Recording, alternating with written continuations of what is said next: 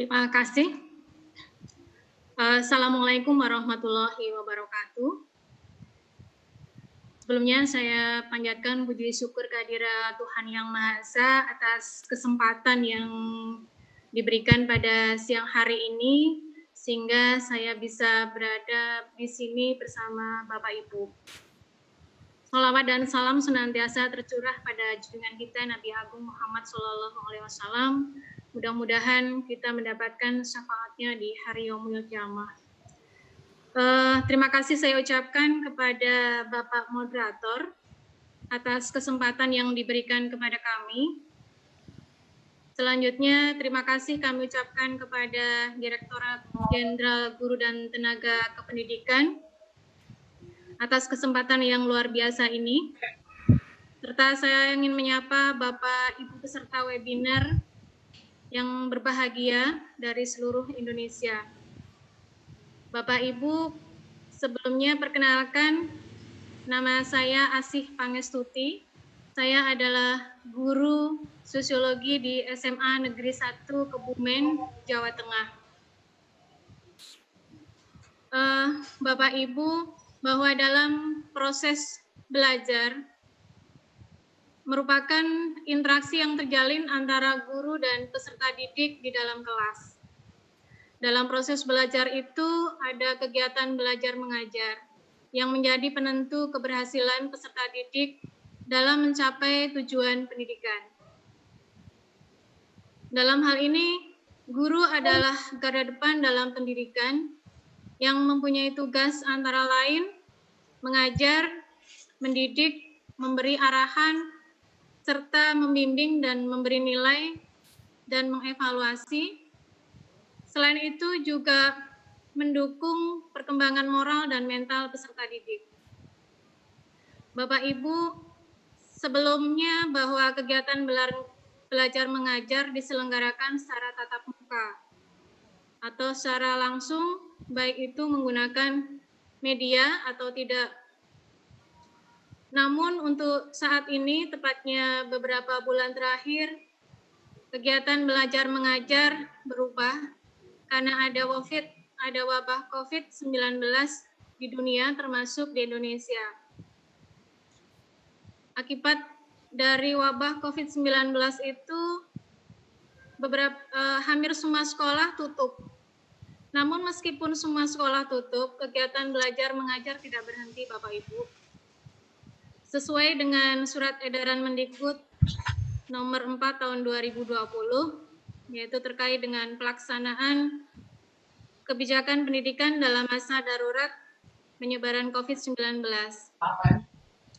Dalam hal ini, kegiatan belajar mengajar berubah yang tadinya secara tatap muka langsung menjadi pembelajaran jarak jauh, baik dilakukan secara daring maupun luring.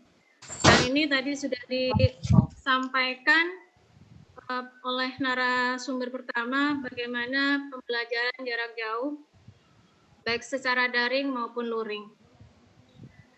Bapak Ibu, bagaimanakah peran guru di masa pandemi ini?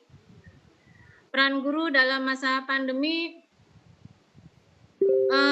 tentu sangat menunjang keberhasilan belajar. Bagaimana guru bisa menyajikan cara mengajar yang baik, kreatif, dan inovatif. Bagaimana dan cara apa, media apa yang digunakan guru itu akan sangat berdampak pada keberhasilan pendidikan. Bapak Ibu, untuk selanjutnya saya izin share tentang pengalaman mengajar saya selama di masa pandemi COVID-19.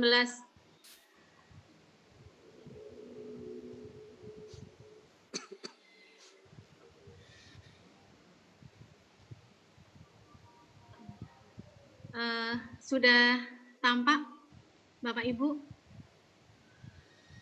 Ya, sudah jelas, Bu. Oke.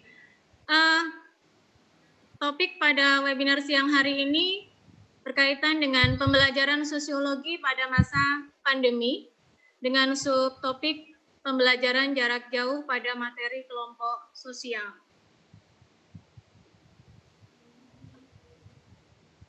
Bapak Ibu, saya akan mencoba sharing pengalaman berkaitan dengan pembelajaran jarak jauh yang saya lakukan selama kurang lebih 6 bulan ini. Fokus bahasan dalam webinar siang hari ini adalah merancang pembelajaran jarak jauh dengan model discovery learning.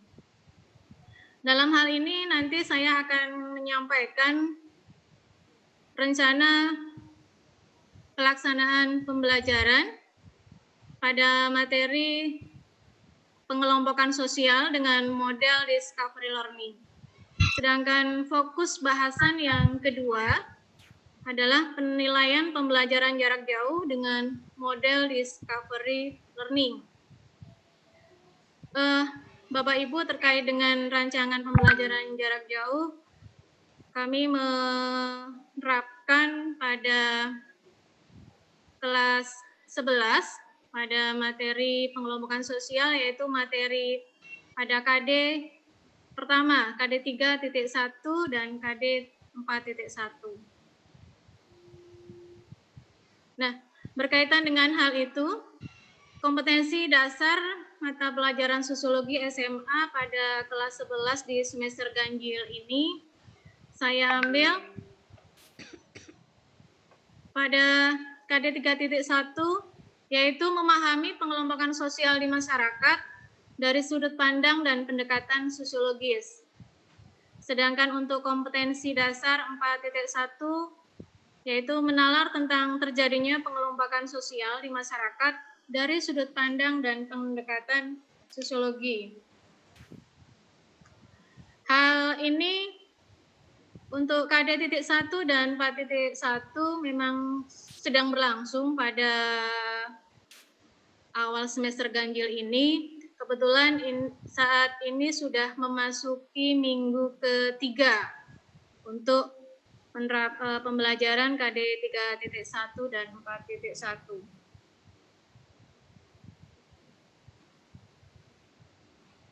Berkaitan dengan pembelajaran KD 3.1 dan 4.1, terdapat materi pokok mengenai kelompok sosial. Bagaimana saya sampaikan dalam hal ini adalah peta konsep dalam materi kelompok sosial. Saya kelompokkan menjadi 5 sub materi. Yang pertama berkaitan dengan materi pengertian kelompok sosial, kemudian karakteristik dan syarat kelompok sosial, selanjutnya dasar pembentukan kelompok sosial, berikutnya tentang tipe-tipe kelompok sosial, dan materi yang terakhir adalah perkembangan kelompok sosial.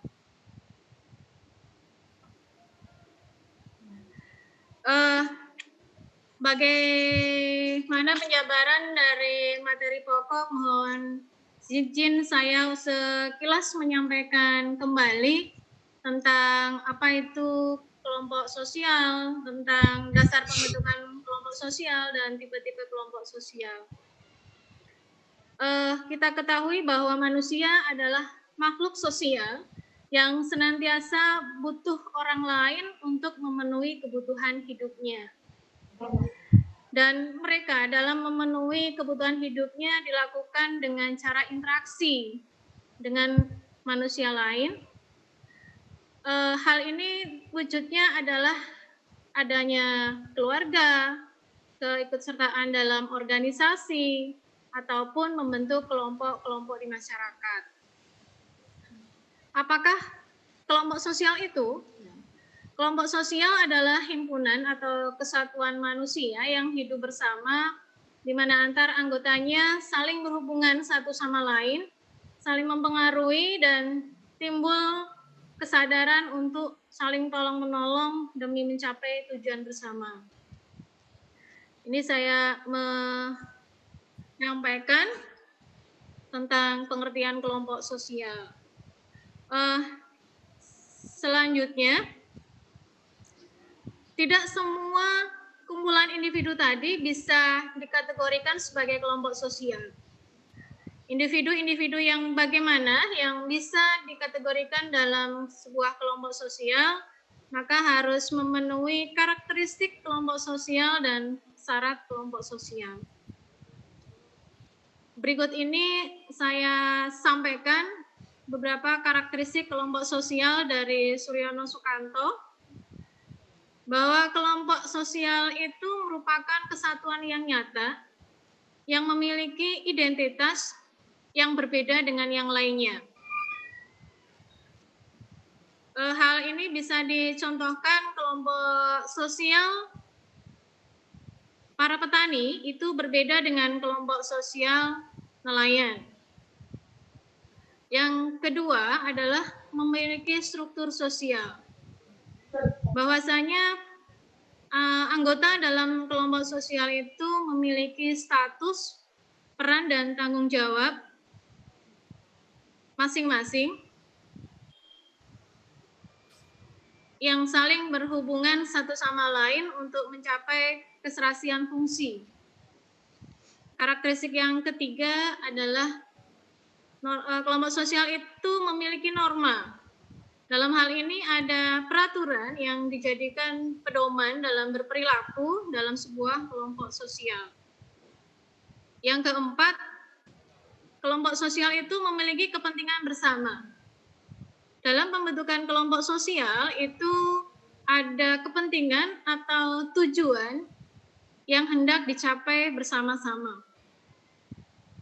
Yang kelima, adanya interaksi timbal balik antar anggota kelompok sosial tersebut. Selanjutnya,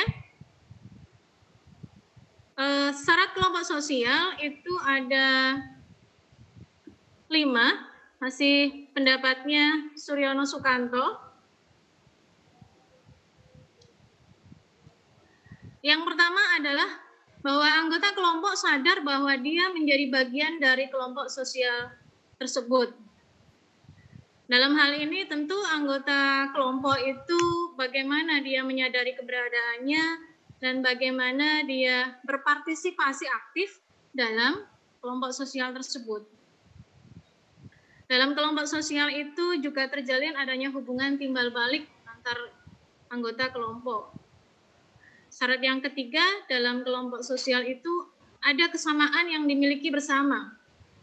Kesamaan itu dapat berkaitan dengan kesamaan minat, kesamaan ideologi, kesamaan kepentingan, dan yang lain sebagainya. Berikutnya syarat yang keempat adalah berstruktur, berkaidah, dan mempunyai pola perilaku. Dalam hal ini, kelompok sosial memiliki struktur atau sebuah tatanan yang di dalamnya terdapat status sosial, peran sosial, atau pembagian tugas yang jelas antar anggota. Kemudian berkaidah dalam hal ini dalam kelompok sosial itu memiliki pedoman, memiliki aturan yang dijadikan pedoman dalam berperilaku serta mempunyai pola perilaku. Yang kelima, kelompok sosial itu bersistem dan berproses. Kita ketahui bahwa keberadaan kelompok sosial itu selalu mengalami proses dinamika atau perubahan, di mana kelompok sosial itu bisa mengalami perkembangan, berkembang pesat, memiliki keanggotaan meningkat, ataupun kelompok sosial itu berkurang atau mengalami penyusutan atau terpecah. Bapak Ibu, selanjutnya mengenai dasar-dasar pembentukan kelompok sosial. Bahwasanya terbentuknya kelompok sosial itu antara lain didasari oleh kesamaan-kesamaan yang dimiliki oleh anggotanya. Dalam hal ini diantaranya adalah kesamaan keturunan atau bersifat genealogis. Bahwasanya dalam kesamaan keturunan ini memiliki daya ikat yang sangat kuat yang terjadi antara anggota kelompok. Ini bisa dicontohkan misalnya kelompok keturunan Arab, kelompok keturunan Cina, kelompok keturunan dari kerabat-kerabat yang lainnya. Dasar pembentukan kelompok sosial berikutnya antara lain adalah adanya kesamaan geografis. Anggota masyarakat yang memiliki kedekatan secara fisik dalam suatu tempat, mereka akan membentuk kelompok sosial untuk memenuhi kebutuhan hidupnya. Hal ini bisa dicontohkan misalnya kelompok petani, kelompok nelayan,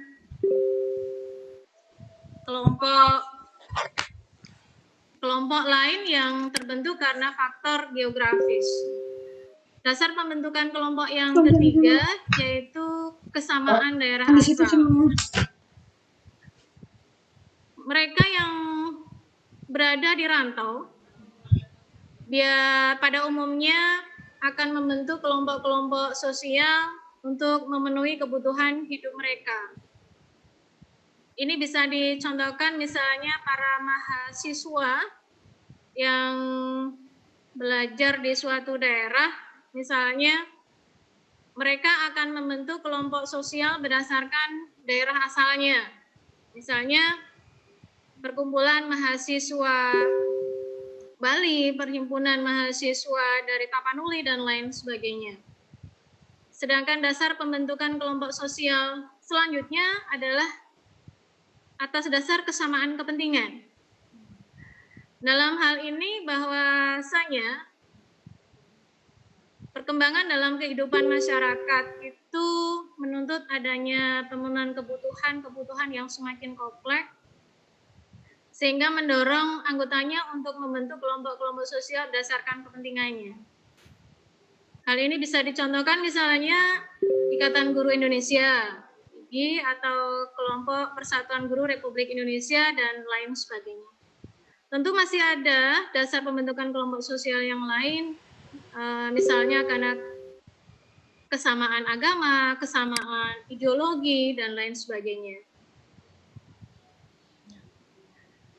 Selanjutnya, Bapak Ibu, saya membahas tentang bagaimana tipe-tipe kelompok sosial yang ada di masyarakat. Tipe-tipe kelompok sosial di masyarakat dalam hal ini dikelompokkan menjadi beberapa tipe. Yang pertama adalah terbentuknya kelompok primer dan kelompok sekunder. Keberadaan kelompok primer dan kelompok sekunder itu dibedakan berdasarkan hubungan yang terjalin antar anggota. Pada kelompok primer terjalin hubungan antar anggota yang bersifat akrab, personal, intim, saling mengenal satu sama lain. Sedangkan pada hubungan antar anggota pada kelompok sekunder itu karena pada umumnya memiliki keanggotaan yang banyak, mereka tidak saling mengenal satu sama lain, tidak akrab. Untuk kelompok primer bisa dicontohkan dalam hubungan antar anggota keluarga, kemudian antar tetangga, sedangkan kelompok sekunder bisa dicontohkan serikat pekerja. Kemudian yang kedua, tipe kelompok paguyuban dan patembayan.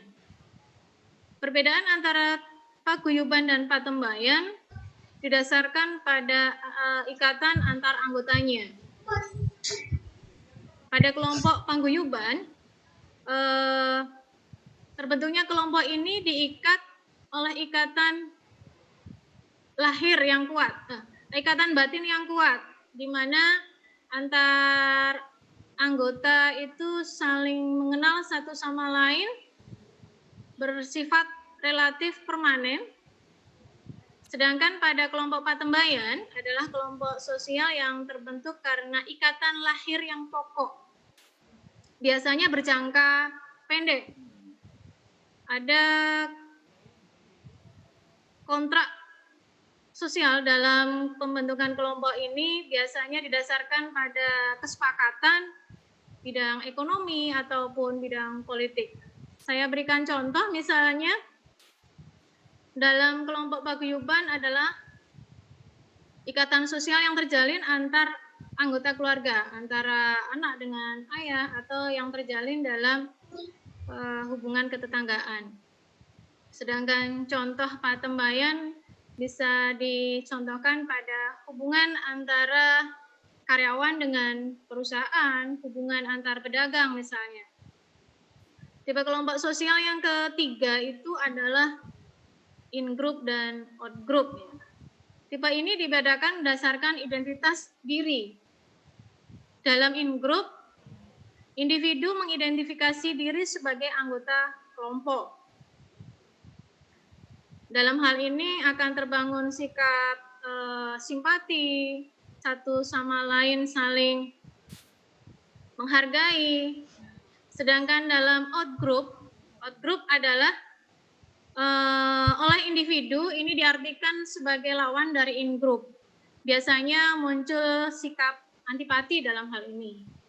Contoh in-group dan out-group, misalnya dalam tim kesebelasan sepak bola antara satu tim kesebelasan dengan tim kesebelasan yang lain, Persib, Persebaya, ataupun kalau di kelas itu ada in-group menjadi siswa kelas 11 IPS dengan siswa kelas 11 IPA. Selanjutnya pada yang keempat adalah tipe kelompok solidaritas mekanik dan solidaritas organik. Perbedaan solidaritas mekanik dan solidaritas organik itu tampak bahwa kelompok solidaritas mekanis menggambarkan pada munculnya atau terjadi pada masyarakat yang sederhana dan masih diikat oleh kesadaran kolektif antar anggotanya. Dalam hal ini belum mengenal pembagian kerja. Kelompok solidaritas mekanik dicontohkan pada kehidupan masyarakat desa. Sedangkan kelompok solidaritas organik kelompok solidaritas organik itu digambarkan pada kehidupan masyarakat yang sudah kompleks, di mana terdapat pembagian kerja yang jelas, dan ini bisa dicontohkan kalau solidaritas mekanik itu pada masyarakat pedesaan, sedangkan solidaritas organik pada kehidupan masyarakat perkotaan. Selanjutnya yang kelima adalah tipe kelompok formal dan kelompok informal.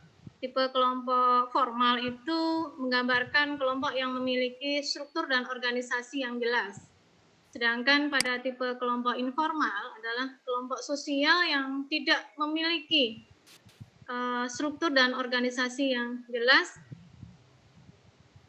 Hal ini bisa dicontohkan kelompok formal seperti partai politik atau kelompok yang berbasis ideologi politik, dan kelompok informal bisa dicontohkan sebagai kelompok keluarga. Yang keenam adalah kelompok okupasional dan kelompok volunteer. Bahwa dalam perkembangan masyarakat dari kekerabatan kemudian menjadi lebih kompleks lagi, tentu dalam rangka memenuhi kebutuhan-kebutuhan hidupnya, mereka membutuhkan adanya spesialisasi pekerjaan, sehingga dalam hal ini kelompok okupasional digambarkan sebagai kelompok yang memiliki mata pencaharian yang sama. Sedangkan pada kelompok volunteer adalah kelompok sosial atau lebih dikenal sebagai kelompok sukarelawan. Kelompok ini muncul karena mereka memiliki kebutuhan atau kepentingan yang sama, namun tidak dapat terpenuhi oleh masyarakat. Sehingga mereka memenuhi kebutuhannya tanpa mengganggu pada kepentingan masyarakat secara umum. Bapak Ibu, yang terakhir dari tipe kelompok sosial adalah masyarakat pedesaan dan masyarakat perkotaan. Dalam hal ini, masyarakat pedesaan contohkan atau digambarkan sebagai masyarakat yang mayoritas mata pencahariannya sebagai petani. Mereka memiliki hubungan yang saling erat, memiliki tingkat solidaritas yang tinggi, tapi lambat akan perubahan-perubahan sosial yang ada. Sedangkan pada masyarakat perkotaan itu digambarkan pada masyarakat yang pada umumnya memiliki mata pencaharian di bidang industri, jasa, dan perdagangan. Perubahan pada masyarakat perkotaan relatif lebih cepat karena mereka lebih terbuka, didukung dengan tingkat pendidikan yang lebih tinggi. Demikian untuk tipe-tipe kelompok sosial. Selanjutnya Bapak Ibu, dalam bahasan ini seperti yang saya sampaikan di depan adalah mengenalkan pembelajaran pengelompokan sosial dengan model discovery learning. Mengapa saya menggunakan discovery learning dalam pembelajaran pengelompokan sosial dalam hal ini? Karena tentu tujuan sosiologi bukan hanya untuk membekali peserta didik dengan informasi-informasi yang bersifat hafalan semata, namun juga mencoba untuk mengembangkan keterampilan untuk berpikir kritis agar siswa bisa memecahkan masalah, dan hal ini memungkinkan siswa untuk berpartisipasi aktif dalam pembelajaran. Sesuai pada hakikat discovery learning yang disampaikan oleh Hosnan, discovery learning adalah suatu model untuk mengembangkan cara belajar aktif dengan menemukan sendiri, menyelidiki sendiri, maka hasil yang diperoleh akan setia dan tahan lama dalam ingatan. Pembelajaran ini berupaya untuk mengembangkan cara belajar peserta didik menjadi lebih aktif, mandiri, dan memperoleh pemahaman yang lebih baik. Harapannya dalam pembelajaran discovery learning ini, siswa bisa menemukan konsep-konsep atau teori atau pengetahuan sehingga membangun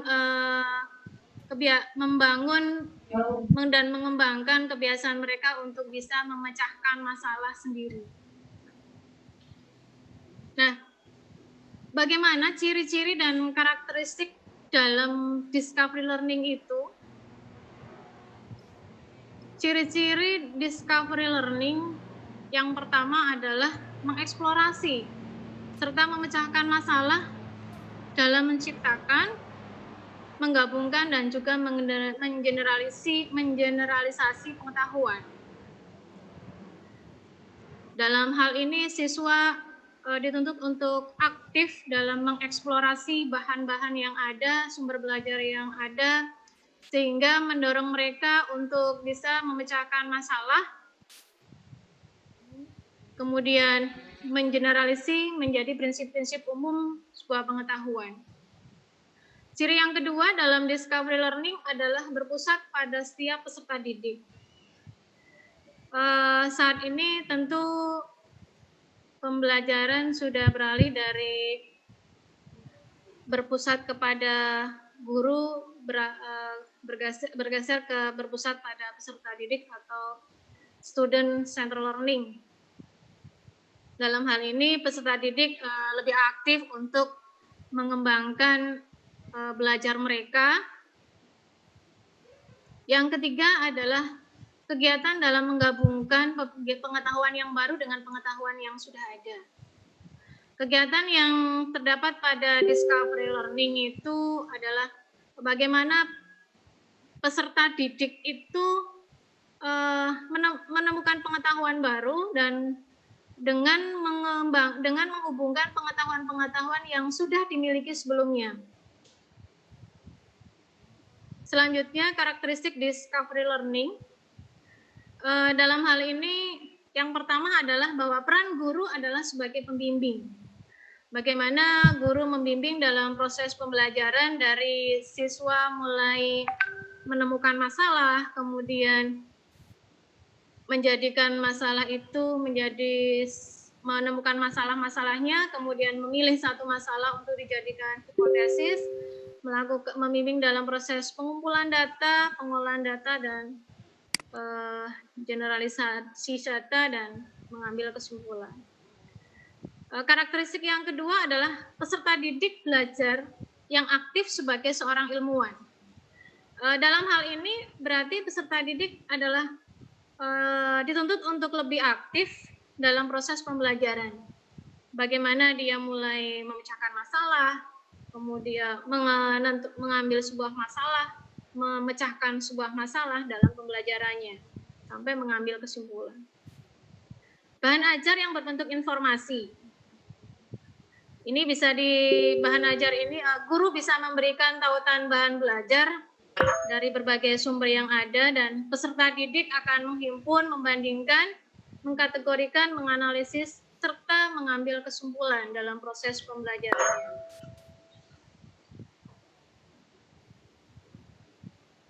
Baik, Bapak Ibu, langkah-langkah dalam model discovery learning yang pertama adalah simulasi atau pemberian rangsangan.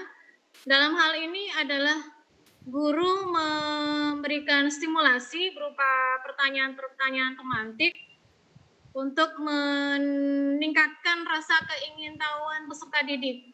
Bagaimana membangun semangat belajar peserta didik, mengkondisikan kegiatan belajar sehingga merangsang peserta didik untuk lebih aktif dalam pembelajaran.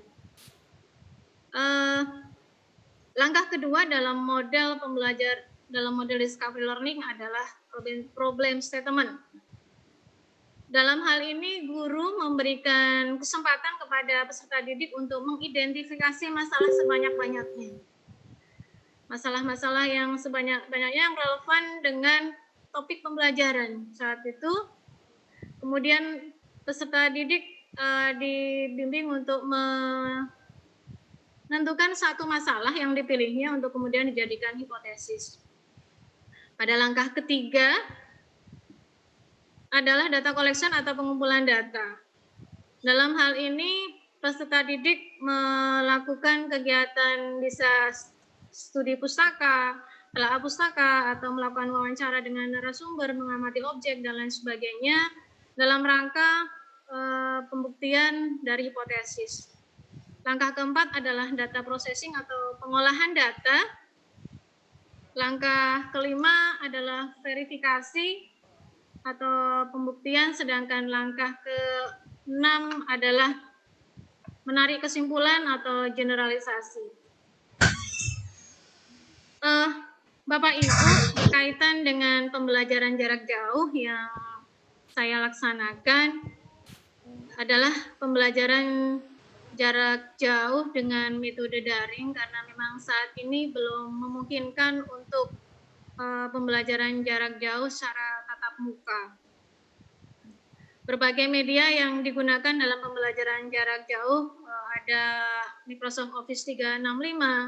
Dalam hal ini guru bisa memanfaatkan sebagai media pembelajaran yang terintegrasi. Di situ guru bisa menyampaikan informasi, bisa mengunggah materi, bisa melakukan penilaian secara online, termasuk sebagai tempat siswa untuk mengupload tugas, bahkan juga melakukan video conference ketika memang diperlukan untuk pembahasan materi secara tatap muka langsung. Media WhatsApp juga kami gunakan dalam proses media pembelajaran jarak jauh, karena bagaimanapun kadangkala dalam pelaksanaannya tidak semuanya berjalan lancar, ada kendala mungkin koneksi dan lain sebagainya, sehingga media WhatsApp pun tetap kami gunakan dalam proses pembelajaran jarak jauh ini. Email juga kami gunakan, dan Google Classroom, dan bisa dimanfaatkan dalam proses pembelajaran. Selanjutnya Bapak Ibu, sebelum saya merancang pembelajaran jarak jauh, untuk itu perlu diperhatikan bagaimana rincian minggu efektif dalam proses pembelajaran di semester ganjil ini digunakan untuk mengembangkan pada pembelajaran yang ada. Dari minggu efektif yang ada akan digunakan untuk membelajarkan 3 materi pokok, yaitu KD 3.1 pengelompokan sosial. Kami rencanakan selama 6 minggu. Kemudian materi pokok KD 3.2 yaitu permasalahan sosial kami rencanakan dalam 6 minggu. Serta KD 3.3 tentang materi pokok perbedaan, kesetaraan, dan harmoni sosial selama 6 minggu. Nah, Bapak Ibu tentang rencana pelaksanaan pembelajaran jarak jauh untuk mata pelajaran sosiologi di kelas 11 semester ganjil ini dengan KD pertama 3.1 yaitu 3.1 dan 4.1 dengan materi pokok kelompok sosial. Nah, tujuan pembelajaran pada hal ini adalah melalui model discovery learning, peserta didik mampu menjelaskan pengelompokan sosial dan mengomunikasikan terjadinya pengelompokan sosial di masyarakat dari sudut pandang dan pendekatan sosiologi dengan mengembangkan sikap disiplin dan tanggung jawab selama pembelajaran. Kegiatan pembelajaran yang tadi sudah kami sampaikan ada 6 minggu atau 6 kali pertemuan, di mana dalam 1 minggu kami laksanakan selama 2 jam pelajaran, atau dalam hal ini adalah 2 jam, yaitu selama 120 menit per minggunya. Pada pertemuan pertama dilakukan bagaimana guru menyapa siswa secara online dan mengecek kehadiran mereka dengan media yang digunakan dengan WhatsApp, kemudian melalui Microsoft Teams yang sudah dibentuk berdasarkan kelas masing-masing. Guru melakukan asesmen konektif berkala, ini dilakukan di awal setiap KD dengan tujuan untuk mengetahui kemampuan kognitif siswa sehingga guru bisa memahami karakteristik dan kemampuan kognitif siswa, entah itu pada kemampuan belajar tinggi atau menengah atau rendah, sehingga bisa dilakukan tindak lanjut dalam pembelajaran. Guru juga menyampaikan tujuan belajar, rencana tugas, serta penilaian dan manfaatnya bagi kehidupan sehari-hari. Guru memberikan beberapa pertanyaan untuk mendorong keaktifan peserta didik, sehingga peserta didik bisa menanggapi pertanyaan-pertanyaan tersebut dengan menghubungkan pengalaman belajar sebelumnya. Peserta didik menggali bahan ajar dari guru yang disampaikan baik berupa video dan PPT sebagai langkah pemecahan masalah. Bapak Ibu, media yang kami gunakan ada WhatsApp group, ada Microsoft Teams, dengan link YouTube maupun file PPT. Pada langkah pembelajaran pertemuan kedua, di sini guru membagi tautan untuk melakukan video conference dan mengingatkan peserta didik untuk bergabung sesuai jadwal yang ditentukan. Di sini guru memberikan kesempatan kepada peserta didik untuk mengidentifikasi masalah yang relevan dengan pengelompokan sosial, dan peserta didik memilih satu masalah dan dirumuskan menjadi hipotesis. Media yang digunakan dalam hal ini selain WhatsApp group juga bisa dilakukan melalui video conference, yaitu melalui Microsoft Teams Meet. Pada pertemuan ketiga, di sini kami melakukan kegiatan, guru memberikan kesempatan kepada peserta didik untuk mengumpulkan data sebanyak-banyaknya. Mereka bisa melakukan telaah pustaka, melakukan wawancara dengan narasumber. Selanjutnya mencoba mengumpulkan informasi-informasi yang ada untuk dicek dengan cermat apakah benar atau tidak hipotesis. Dalam hal ini guru kemudian memberikan kesempatan peserta didik untuk menarik kesimpulan. Media yang digunakan WhatsApp dan Microsoft Teams. Pada pertemuan keempat adalah peserta didik mengumpulkan tugas dan mengunggah tugas tentang pengelompokan sosial baik melalui Microsoft Teams, bisa juga melalui WhatsApp. Ini biasanya dilakukan ada pada peserta didik yang kadang-kala kesulitan untuk melakukan untuk mengunggah tugas. Nah, pada pertemuan kelima adalah dilakukan refleksi bagaimana yang mana dalam hal ini guru menyiapkan angket secara online, bagaimana peserta didik merefleksi tentang proses pembelajaran mengenai ungkapan perasaan mereka selama mengikuti pembelajaran. Pada pertemuan terakhir adalah dilakukan penilaian. Dalam hal ini adalah penilaian tes secara online dengan media yang digunakan adalah Microsoft Teams dan Microsoft Form. Bapak Ibu, terkait dengan rencana penilaian, kita ketahui ada 3 aspek yang dinilai, yaitu aspek sikap, pengetahuan, dan keterampilan. Pada aspek sikap, teknik yang digunakan adalah non-test, dengan instrumen adalah lembar observasi yang dibuat oleh guru, dengan media yang digunakan adalah file Microsoft Word. Kemudian ada pula angket penilaian diri yang dilakukan oleh siswa menggunakan secara online, yaitu dengan media Microsoft Form. Untuk pengetahuan, teknik yang digunakan adalah tes dengan instrumen soal pilihan ganda secara online. Media yang digunakan adalah Microsoft Form. Sedangkan aspek ketiga itu keterampilan, dilakukan teknik penilaian non-tes, yaitu berupa instrumen lembar penilaian portofolio dan rubrik penilaian dengan media yang digunakan Microsoft Teams. Untuk instrumen penilaian sikap, seperti ini Bapak Ibu, saya beri contoh, kemudian dengan rubrik penilaian, dengan aspek yang dinilai adalah disiplin dan tanggung jawab dengan tentang nilai 1 sampai 100. Ada nilainya dan juga kriteria penilaian. Contoh instrumen penilaian diri peserta didik, dalam hal ini tentu diberikan petunjuk apa yang harus dilakukan peserta didik dalam menilai diri mereka sendiri, baik berkaitan dengan sikap religius maupun sikap sosial, atau juga berkaitan dengan capaian pembelajaran mereka. Nah, untuk instrumen penilaian keterampilan, ini seperti ini, kemudian rubrik penilaian yang diambil meliputi aspek kesesuaian tugas dengan tema, kemudian kualitas isi.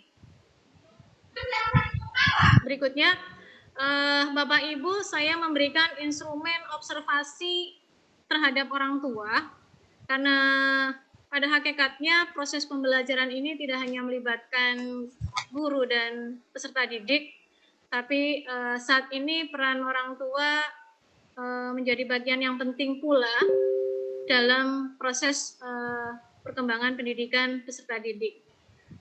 Instrumen observasi orang tua kami gunakan, kami coba untuk mengetahui sejauh mana orang tua bisa ikut melihat dan memantau perkembangan anak. Kami lakukan selama 2 kali dalam 1 semester. Harapannya melalui instrumen observasi orang tua, guru bisa melihat sejauh mana peran orang tua dalam proses pendidikan anak-anaknya, dan ini bisa juga digunakan sebagai bahan pertimbangan ketika guru menilai peserta didik.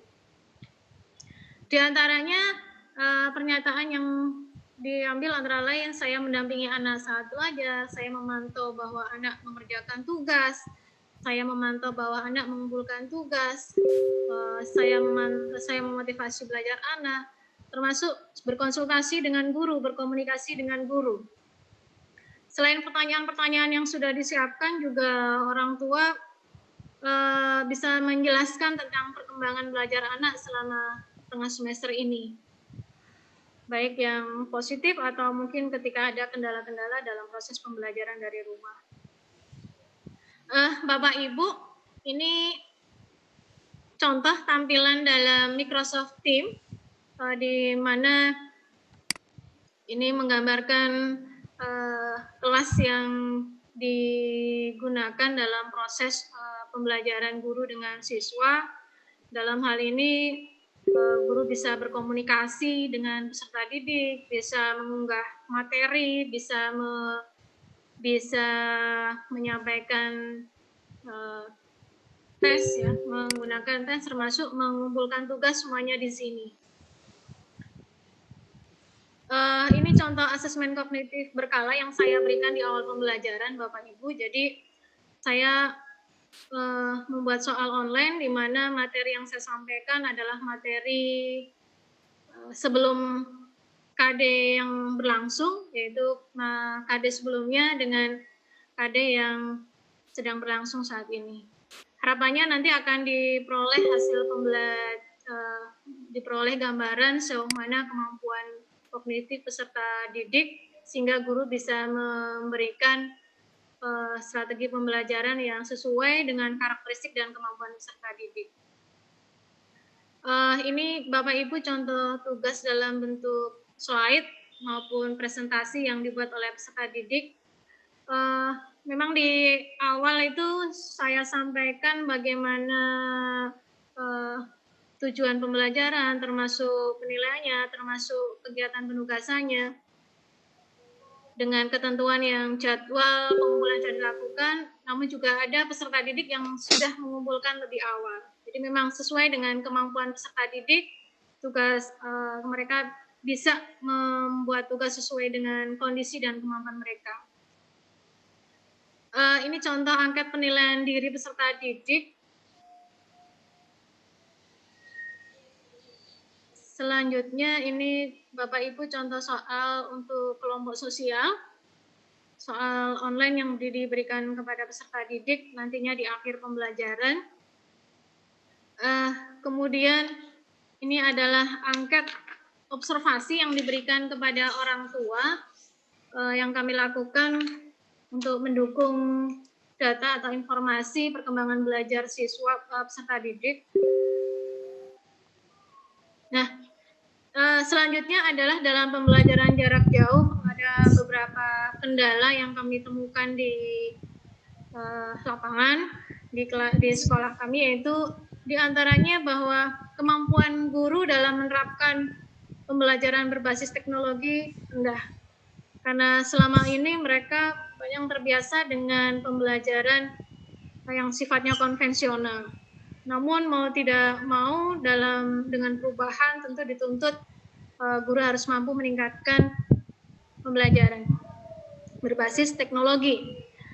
Solusi yang dilakukan adalah dengan memotivasi guru untuk menguasai pembelajaran berbasis teknologi. Ini bisa dilakukan oleh pihak sekolah juga agar terbangun kesadaran mereka dalam menguasai pembelajaran berbasis teknologi. Dalam hal ini juga memfasilitasi pelatihan untuk meningkatkan kompetensi guru, khususnya di bidang IT. Yang kedua, kendalanya adalah motivasi peserta didik dalam pembelajaran jarak jauh. Tentu yang sebelumnya pembelajaran dilakukan secara langsung, ketika dilakukan secara jarak jauh, kadangkala siswa merasa bosan, kemudian mungkin jenuh dengan situasi seperti itu, sehingga dalam hal ini menjadi sebuah tantangan bagi guru bagaimana memberikan variasi pembelajaran yang menarik dan tidak membosankan. Mungkin dengan variasi dalam media pembelajaran, metode pembelajaran, dan lain sebagainya. Yang ketiga, tidak lupa juga keberadaan orang tua dalam peran orang tua dalam pembelajaran jarak jauh tentu sangat berperan, dan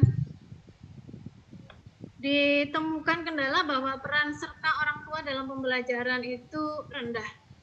Padahal untuk saat ini tentu pendidikan pembelajaran tidak hanya melibatkan peran guru dan juga peserta didik, peran orang tua pun sangat penting dalam proses pembelajaran, sehingga bagaimana solusi dalam hal ini adalah untuk menjalin komunikasi yang efektif antara guru dan orang tua dalam rangka meningkatkan peran serta mereka dalam proses pembelajaran sehingga tercapai tujuan pendidikan tentunya. Demikian Bapak Ibu yang saya sampaikan, bahwa pada hakikatnya dalam proses pembelajaran jarak jauh tentu dituntut untuk Bapak Ibu guru yang berada di garda depan dalam proses pembelajaran bisa menyajikan pembelajaran yang kreatif, yang inovatif sebagai faktor penunjang keberhasilan dalam pendidikan. Demikian, terima kasih, kurang lebihnya mohon maaf.